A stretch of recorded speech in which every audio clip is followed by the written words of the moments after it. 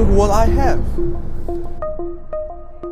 With China's two sessions on the way in the Great Hall of the People, a group of foreign photographers huddled around an armed police officer to gather what they apparently thought would be a great angle for presenting this important annual event to the outside world.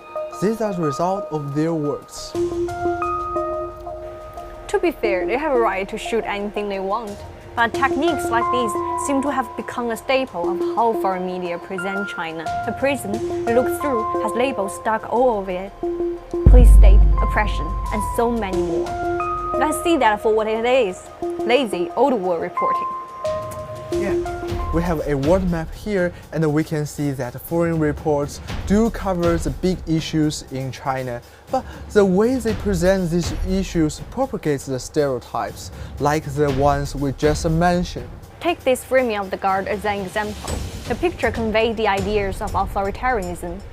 Armed police officers are a visible presence in the US Capitol and the UK Parliament, and no one would think of it as authoritarian.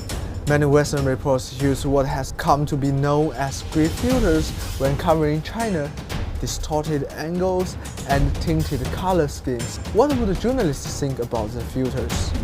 We posed this question to our foreign colleagues during the two sessions. Well, I guess it's part of the strategy, is, what foreign media and also United States are promoting against China. I guess they are afraid about China's development. Some Chinese netizens would always do some tricks to report in China. I can only speak for my journalism, which I think is very fair. So, I've been in China a long time. So. Here we are working in China, so our job is to try to understand what the Chinese side is thinking in terms of how to move forward. Well, I believe that may be just a fraction of some foreign media will have failed to honor their duties. Everybody will make more efforts to make sure they will cover China in a more objective way. State Councilor and Foreign Minister Wang Yi has urged journalists not to use a beauty lens or gray filter when reporting on China. Another popular phrase among foreign reports is rubber stamp when referring to the two sessions, which suggests there is no debate on any of the measures. But in this year's two sessions, the NPC gave out 81 amendments on the government work report. In Western countries, it is routine for laws to be adopted with little or no debate or no dissent. But we hear their parliaments being called rubber stamp. When we're talking about biased China reporting, we were particularly eager to talk with one news outlet, the BBC. Unfortunately, we did not find any BBC reporters on site.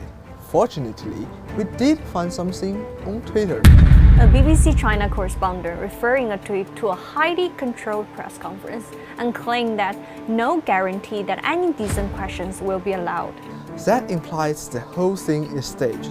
In fact, 27 questions from the media were asked at that news conference, covering a wide range of topics on China's diplomacy. Contrast that with the UK government, which for months when COVID-19 was at its height, refused to give any interviews to certain media outlets. Notably, unashamed of his ignorance, this BBC reporter expressed his contempt towards news agencies at the press conference. He claims that he never heard of them when he referred to some of the other media. As we explore foreign media's coverage on this year's two sessions, we see communication and distortion. Another label favored by foreign media is state media, to describe Chinese media like us. Again, the innuendo is that the heavy hand of authoritarianism is not far away. For many media, China is an easy target. Some of my foreign media colleagues would argue there's no such thing as a gray filter, but it is not literally about filters or color grading of news footage. The gray filter is just one more trick in the foreign media's playbook when reporting on China's story, not something different from calling Chinese media state media, or to show a security guard photo on their coverage of two sessions. Again, it's cheap, lazy, and nonsense. The two sessions are a window through which China can interact with the world. It is an opportunity where journalism can play a vital role in telling more truthful and objective stories. it should not be treated as a place where untruthful cliches can be recycled year after year.